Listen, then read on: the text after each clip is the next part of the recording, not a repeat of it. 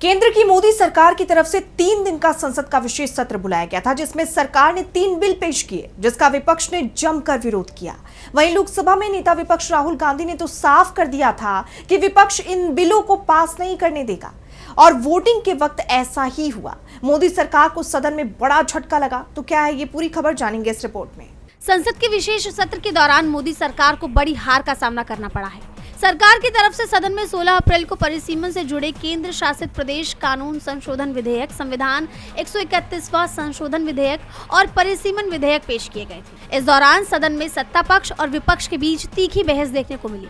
विपक्ष ने बिल का जमकर विरोध किया और जब इस बिल को लेकर वोटिंग कराई गई तो सरकार को बड़ा झटका लगा। 131वां संविधान संशोधन बिल पारित कराने के लिए लोकसभा में 2/3 बहुमत की जरूरत थी, लेकिन ये बिल जरूरी आंकड़े से 54 वोट से पीछे रह गया।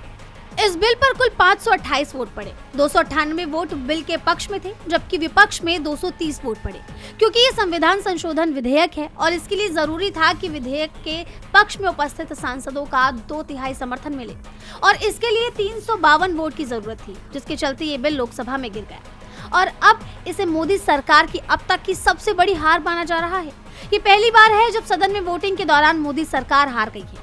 इससे पहले कृषि कानून का भी विरोध हुआ था, लेकिन सरकार उसे पास कराने में कामयाब रही थी। लेकिन इस बार सरकार बिल ही पास नहीं करा पाई, जिसके बाद कांग्रेस सांसद राहुल गांधी की प्रतिक्रिया आई है। राहुल गांधी ने बिल पास न होने के बाद कहा कि संशोधन विधेयक गिर गया। उन्होंने महिलाओं के नाम पर संविधान को तोड़ने के लिए असंवैधानिक तरकीब का इस्तेमाल किया।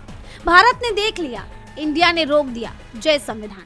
तो वहीं इस पर अखिलेश यादव ने भी बयान दिया है। उन्होंने इस बिल के गिरने पर बीजेपी पर निशाना साधा और शायराना अंदाज में सरकार पर तंज कसते हुए अखिलेश ने कहा, इनकी फरेबी गाड़ी फिर से धीमी ही रह गई, अब कहेंगे हमारी कोशिशों में कमी रह गई।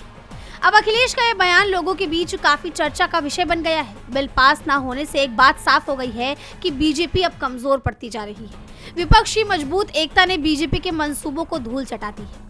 यहाँ से बीजेपी के सामने कई बड़ी चुनौती खड़ी होती दिखाई दे रही है, जिससे निपटना बीजेपी के लिए इतना आसान नहीं होने वाला। DB लाइव की रिपोर्ट।